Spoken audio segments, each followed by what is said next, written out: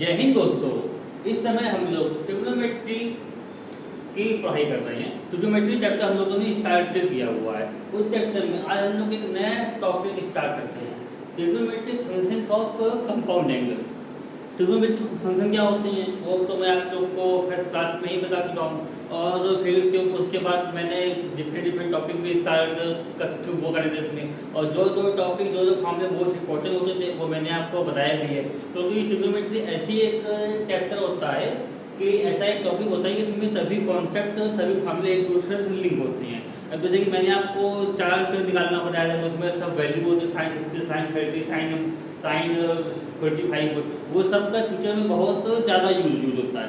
उसी टाइप से आज हम लोग यहाँ पर पढ़ेंगे trigonometry functions of compound angles. Means compound angles के ट्रिग्नोमेट्री फंक्शन क्या होते हैं, लेकिन ट्रिग्नोमेट्री फंक्शन तो आपको पता है, लेकिन कंपाउंड एंगल आपको नहीं पता है। मैंने आपसे स्टार्टिंग में कहा था कि मैं जो भी बताऊंगा वो एक एक बात को, उसके एक एक वर्ड को एक्सप्लेन करूंगा, जिससे कि आपके माइंड में बिल्कुल जरा से भी डाउट ना रह जाए चीज़ों को लेकर। कोई भी आपकी क्लास में टीचर या आपका कोई फ्रेंड अगर आपसे पूछे तो आप उसको बिल्कुल स्टार्टिंग बिल्कुल आपको एक्सप्लेन करते बिल्कुल छोटी छोटी बात। तो ट्रिग्नोमेट्री फंक्शन क्या होता है ये तो मैं आप लोग को बता चुका हूँ, लेकिन कंपाउंड एंगल क्या होता है ये मैंने अभी आप लोग को बताया नहीं है। वो पढ़ने से पहले मैं जरा छोटा सा बता दूँ कि कंपाउंड एंगल होता क्या है। एंगल क्या होता है, एंगल तो आप लोगों ने पढ़ा ही हुआ है। एंगल मैं आपको अच्छे से एक्सप्लेन भी कर चुका हूँ एग्जांपल लेके।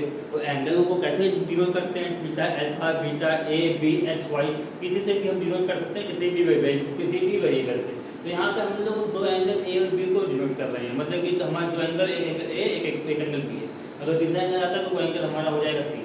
कंपाउंड एंगल क्या होता है, अगर आप लोग कंपाउंड वर्ड का मतलब समझेंगे, कंपाउंड वर्ड का हिंदी में मतलब होता है संयुक्त रूप से, मतलब कि एक साथ लिख देना। केमिस्ट्री में भी कंपाउंड आता होगा, और भी आप मतलब कंपाउंड आपने और भी आपने पढ़ा होगा। कंपाउंड सब वर्ड की जो मीनिंग होती है उसका मतलब ही तो इतना होता है कि एक साथ लिख देना, इकट्ठे लिख देना, बस ये इसका मतलब होता है कंपाउंड का। तो अगर कंपाउंड एंगल की बात कर रहे हैं, अगर हमारे पास यहाँ पे दो एंगल है ए बी, तो इनको एक साथ लिख लीजिए, मतलब कि आप या तो ए प्लस बी कर लीजिए या आप ए माइनस बी कर लीजिए। मीन्स हमने यहाँ पे दो एंगल की हेल्प से एक एंगल बना दिया, मतलब दो एंगल से हमने उनको कंबाइन कर दिया। कंबाइन जो मतलब कंपाउंड है वो शब्द बना होता है कंबाइंड है, हमने उनको मतलब कि कंबाइन कर दिया, हमने एक साथ लिख दिया तो हमारा बन गया ये कंपाउंड एंगल बन गया।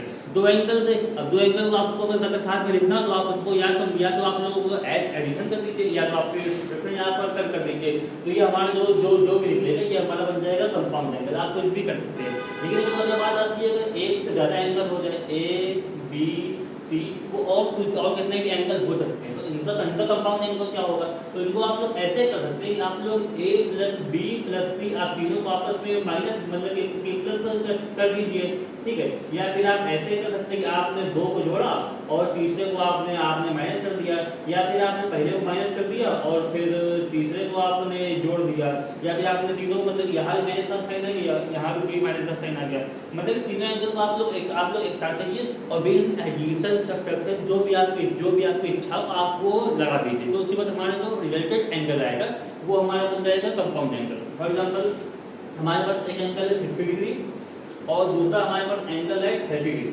इसका अगर कंपाउंड एंगल निकालना हो, अगर हमने आपस में इनको ऐड कर दिया तो हमारे पास जो कंपाउंड एंगल आएगा वो हमारा आ जाएगा 90 डिग्री। लेकिन अगर हमने इनको सब्ट्रैक्ट कर दिया 60 डिग्री माइनस 30 डिग्री, यहाँ पे आप लोग डिग्री सिंबल लगा लीजिए, जो आएगा 30 डिग्री, ये भी हमारे पास कंपाउंड एंगल आ गया। आई होप आप लोग इस समझ रहे कि कंपाउंड एंगल हमारा क्या होता है।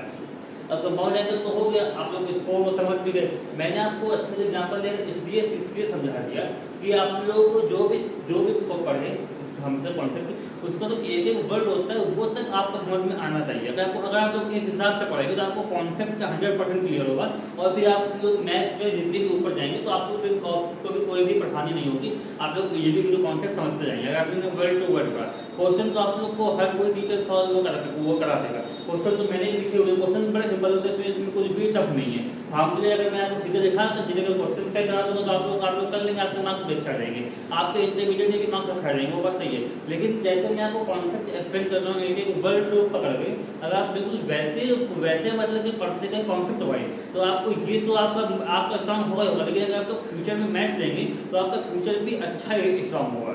जो वही फर्क होता है जो बच्चे जो लोग जेई की प्रिपरेशन करते हैं वो लोग कॉन्सेप्ट पे ज़्यादा जोर देते हैं, क्योंकि कभी भी आईटी में क्वेश्चन जो होते हैं वो रिपीट नहीं होते, वो नए क्वेश्चन बनते हैं, लेकिन कॉन्सेप्ट सेम होता है। अगर कॉन्सेप्ट आप अगर स्ट्रॉन्ग है तो आप लोग न्यू टाइप के क्वेश्चन भी इजीली सॉल्व कर लोगे। लेकिन अगर आपने केवल क्वेश्चन की प्रैक्टिस करिए फिक्स टाइप की, कॉन्सेप्ट पर आपने इतना जोर नहीं दिया कि आप फार्मूले पर 4 लाख कर लिए हैं तो आप फिक्स टाइप के प्रॉब्लम तो कर दोगे। लेकिन अगर एग्जाम में न्यू प्रॉब्लम आ गई तो उसमें आप लोग भूल जाओगे, उसमें नहीं कर पाओगे। तो इसलिए मैं कॉन्सेप्ट पे ज़्यादा जोर देता हूँ, जिससे कि आपका आगे के फ्यूचर की भी प्रॉब्लम आगे सारी सॉल्व होती है। तो कंपाउंड एंगल क्या होते हैं वो मैंने आपको समझा दिया। अब ट्रिग्नोमेट्रिक फंक्शन क्या होता है कंपाउंड एंगल के, वो मैं आपको एक्सप्लेन करने जा रहा हूँ। आइए देखते हैं। ट्रिग्नोमेट्रिक फंक्शन हमारे होते हैं साइन कॉस टेन कॉट और बाकी इनके रेसिप्रोकल होते हैं। तो इसमें क्या होता है, सबसे पहले हमारा ए और बी यहाँ दो हमारे एंगल है, तो इनके हमारे पास कंपाउंड एंगल क्या हो जाएंगे a प्लस बी और a माइनस बी। ये मैंने आपको पहले बता दिया। तो हम लोग जितने भी ट्रिग्नोमेट्रिक फंक्शन है साइन कॉस टेन, हम लोग a प्लस बी और a माइनस बी के रिस्पेक्ट में बात करेंगे और किसी को a के रिस्पेक्ट में बात नहीं करेंगे, ठीक है। वैसे अगर साइन कॉस टेन को अगर हम इस एंगल के साथ देखें तो इनका फिर फार्मूला क्या होता है, फिर लोग कैसे फाइंड करते हैं। ये जो फार्मूले हैं ये आपके लिए मोस्ट इंपॉर्टेंट है, क्योंकि इनका ट्रिग्नोमेट्री की प्रॉब्लम सॉल्व करने में बहुत ज़्यादा यूज होता है, बहुत ज़्यादा। cos a plus b, cos a plus b का फॉर्मूला होता है cos a into cos b minus sin a into sin b। cos a plus b का फॉर्मूला होता है cos a into cos b minus sin a into sin b। अभी आपको थोड़ा अटपटा लग रहा होगा, लेकिन आप लोग उसको एक बार पढ़िए और फिर उसके बाद घर में आप लोग दूसरी बार रिवाइज कर लीजिएगा। तो जब आप लोग प्रॉब्लम सॉल्व करते जाएंगे तो आप लोग धीरे धीरे इसको लिखेंगे, बार बार लिखेंगे तो पूरी आपके सबकॉन्शियस माइंड में बैठ जाएगा। बहुत समय लगेगा, ये बात मैं मानता हूँ, लेकिन अगर आप लोग प्रॉब्लम कराते जाएंगे इन फॉर्मूले बेस्ड तो धीरे धीरे आपको सब कुछ याद हो जाएगा। इसके लिए आपको टेंशन लेने की नीड नहीं है। cos a प्लस b होता है cos a into cos b minus sin a into sin b। cos a minus b होता है cos a into cos b plus sin a into sin b। sin a plus b होता है sin a into cos b plus cos a into sin b। sin a minus b होता है sin a into cos b minus cos a into sin b। ये मैंने आपको क्या बताया, sin a plus b sin a minus b, cos a plus b cos a minus b। अब मैं आपको थोड़ी कुछ छोटी छोटी बातें बताता हूँ जो कि अगर आप लोगों को लोग ध्यान रखते हैं तो आप लोगों को फार्मूले अप्लाई करने में बहुत ज़्यादा ईजी होगा, आप लोग इजीली अप्लाई कर सकते हैं। cos के टर्म में देखिए, cos के टर्म में अगर यहाँ बीच में प्लस आ रहा है तो यहाँ माइनस आ रहा है, अगर यहाँ माइनस है तो यहाँ प्लस है। और अगर आप लोग साइन के टर्म में देखिए, साइन के टर्म में अगर यहाँ प्लस है तो यहाँ भी प्लस है, अगर यहाँ माइनस है मीन्स यहाँ भी माइनस है। कॉस और साइन, कॉस में अगर हमारे पास दोनों एंगल के बीच में प्लस है तो फिर एक्सपेंस के फार्मूले में भी, अगर हमारे पास कॉस में दोनों एंगल के बीच में प्लस है तो इनके फार्मूले में भी माइनस होगा, और अगर इनके बीच में माइनस है कॉस में तो फार्मूले में प्लस होगा, मतलब कि अपोजिट हो जाएगा कॉस में। और जब बात आते हैं साइन में तो साइन में हमारा सेम रहेगा, साइन ए प्लस बी। अगर यहाँ पे हमारा प्लस है तो फार्मूले में भी प्लस होगा, साइन ए माइनस बी। अगर हमारा यहाँ पे माइनस है तो हमारा पे फार्मूले में भी माइनस होगा।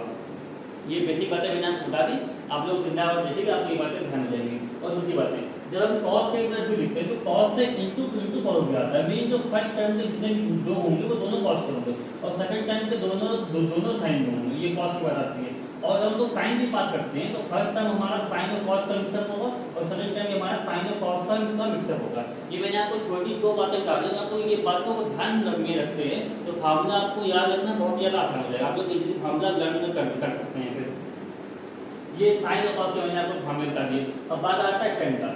टेन ए प्लस बी का फार्मूला होता है tan a plus tan b upon one minus tan a into tan b. Tan a minus b का फार्मूला होता है tan a minus tan b upon one plus tan a into tan b. देखना यह है कि जब हमारा यहाँ पर प्लस आ रहा है तो ऊपर प्लस नीचे माइनस, लेकिन अगर हमारा यहाँ पर माइनस आ जा रहा है तो ऊपर माइनस नीचे प्लस और बाकी सब कुछ सेम है, ठीक है। मतलब कि अगर हमारा प्लस आ रहा है तो न्यूमरेटर में हमारा प्लस, डिनोमिनेटर में माइनस, लेकिन अगर हमारा पहले हमारा माइनस ही आ जाता है तो हमारा न्यूमरेटर में हमारा माइनस और नीचे हमारा प्लस, हमारा डिनोमिनेटर में हमारा प्लस। बात आती है cot a plus b। cot a plus b का हमारा फॉर्मूला होता है cot a into cos b, cot b minus 1 upon cot b plus cot a। Cot a minus का फॉर्मूला होता है cot a into cot a plus 1 upon cot b minus cot ए।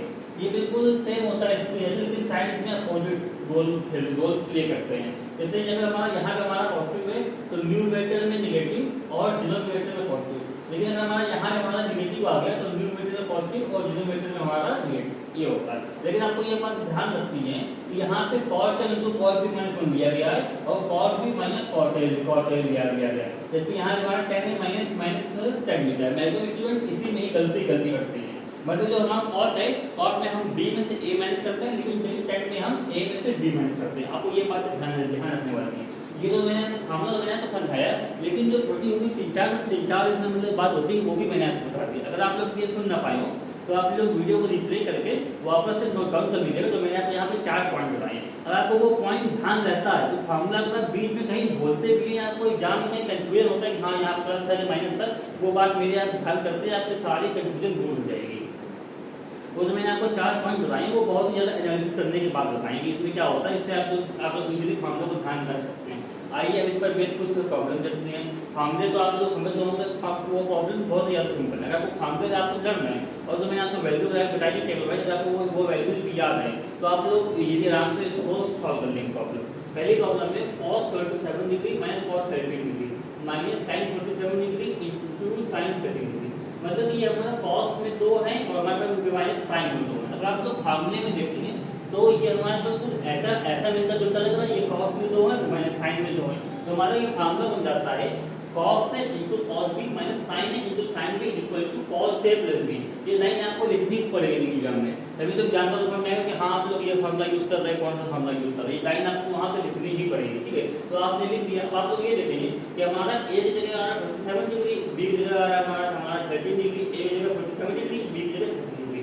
तो आप लोग यहाँ पे लिख लीजिए 47 और यहाँ पे लिख लीजिए 13 डिग्री। तो 37 प्लस 13 करेंगे तो हमारा आ जाएगा 60 डिग्री। देखिए आपने इन फार्मूले गए तो यहाँ तक तो आ गए, लेकिन अगर आपको cos 60 डिग्री की वैल्यू ही नहीं पता होगी तो आपकी प्रॉब्लम आपकी ब्लॉक हो जाएगी, आप आगे कहीं कर ही नहीं पाओगे। मतलब कि ये इसका मतलब ये होगा कि आपने पूरी प्रॉब्लम करी लेकिन आखिरी में आप आकर रुक गए तो आपका फिर पूरा क्वेश्चन आपका रॉन्ग हो गया, ये मतलब हुआ आखिरी में।